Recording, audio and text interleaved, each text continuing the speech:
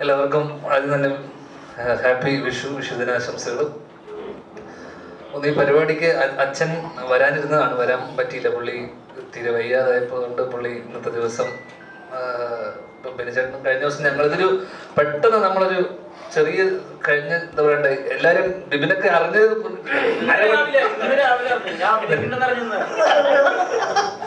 ഇതിന് ബാക്കിലുള്ള പലരും അറിഞ്ഞിട്ട് പോലും ഇല്ലാത്ത കുറച്ച് ആൾക്കാരുണ്ട്.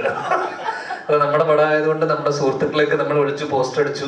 മിക്കവാറും അജുവിനോടും അജു ഇവിടെ ഉണ്ട്, അജു വരാന്ന് പറഞ്ഞിരുന്നു, അറിയില്ല. പിന്നെ ടഫ് അങ്ങനെ ഇത് അതുകൊണ്ട് തന്നെ ഒരു കൂട്ടായ്മയിൽ നിന്നുണ്ടാകുന്ന ഒരു സിനിമയാണ്. നമ്മുടെ സുഹൃത്തുക്കളാണ് ഇതിന്റെ പുറകിലുള്ള മിക്കവരും. ബെനിച്ചേട്ടനായിട്ട് ഇപ്പോൾ കുറച്ചു കാലത്തെ പരിചയവും ഇതൊക്കെ ഉണ്ട്. ബെനിച്ചേട്ടനെ പറ്റി പറയുമ്പോൾ നമ്മളൊക്കെ ജനിക്കുന്നതിന് മുന്നേ ഈ ക്യാമറയും പിടിച്ച് നടന്ന മനുഷ്യനാണ്. ഞാൻ കഴിഞ്ഞ ദിവസം ബെനിച്ചേട്ടനോട് സംസാരിച്ചപ്പോൾ ഏതാണ് അവസാനം വലിയ സിനിമ ചെയ്തതെന്ന് ചോദിച്ചപ്പോൾ എന്നോട് അന്ന് പറഞ്ഞത് യോധ. നേപ്പാളില് നമ്മൾ കാണുന്ന പല ഫോട്ടോസും യോധയുടെ പല സ്റ്റിൽസും എടുത്തത് ബെനിച്ചേട്ടനാണ്. ഇതൊന്നും പറഞ്ഞില്ല.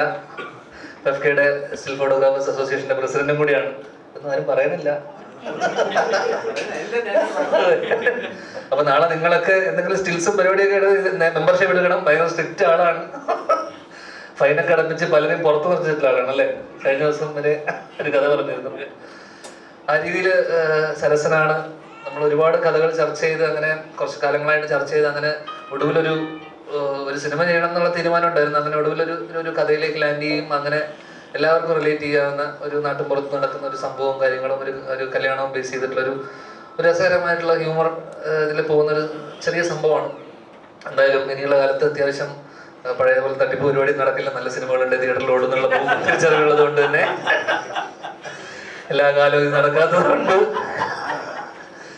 അതുകൊണ്ട് തന്നെ ഇനി മുന്നോട്ട് കണ്ടല്ലോ ഉജ്ജ്വലിന്റെ 2.0 ഞാൻ അവന്മാരോട് 100 തവണ പറഞ്ഞതാണ് അത് വെക്കില്ലേ അവരതൊക്കെ ഇട്ടു. എന്തായാലും അതിന് ട്രെയിലർ ആശംസ പറഞ്ഞത് നന്ദി. Thank you. എന്തായാലും എല്ലാവർക്കും വീണ്ടും ഹാപ്പി വിഷു. Thank you. എല്ലാവരും ഈ ഒരു ദിവസം വന്നതിന് ഒരുപാട് സന്തോഷം. Thank you.